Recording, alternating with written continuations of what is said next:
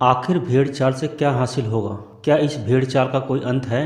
क्या हम सिर्फ इसीलिए दौड़ रहे हैं क्योंकि सामने वाले दौड़ रहे हैं, दूसरे दौड़ रहे हैं, इसलिए हमें भी दौड़ना है? यदि हम अपने भीतर से करुणा निकाल दें तो हम में क्या शेष रह जाएगा? हम सिर्फ एक पशु बनकर रह जाएंगे। अगर संसार की चुनौतियों को देखें तो हम सहज ही निराशाजनक नतीजे पर पहुंच जाएंगे। दुनिया में हर जगह, हर क्षेत्र में कड़ी प्रतिस्पर्धा है, कंपटीशन है। जिन्हें इस कंपटीशन में भाग लेना है वो इसमें शामिल हो सकते हैं। लेकिन यदि यह दौड़ आपकी आवश्यकता नहीं है तो आप इससे अलग क्यों नहीं हो जाते, या कम से कम अपनी रफ्तार को ही कम क्यों नहीं कर लेते?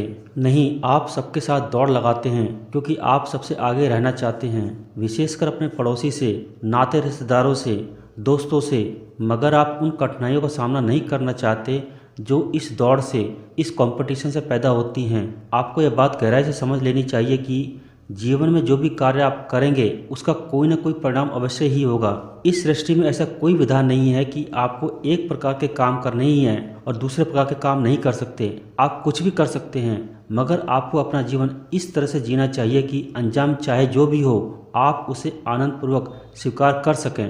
कार्य करने के बाद उसके नतीजों को झेलने के समय रोने से काम नहीं चलेगा। आप जिम्मेदारी स्वीकार करें। आप जिम्मेदारी स्वीकार करने से बच नहीं सकते।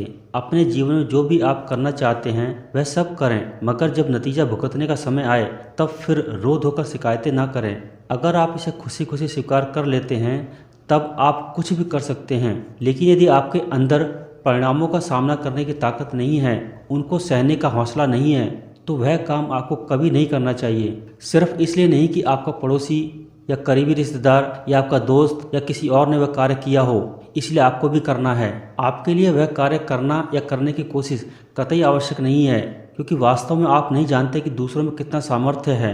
आप भी इस भीषण दौड़ के जाल में घिरे हैं। जिस हद तक आप इस प्रतिस्पर्धा में हिस्सा लेना चाहें ले सकते हैं, पर यदि जब आपको मुकाबले की जरूरत ही नहीं रही तो इस भेड़ चाल से अलग क्यों नहीं हो जाते?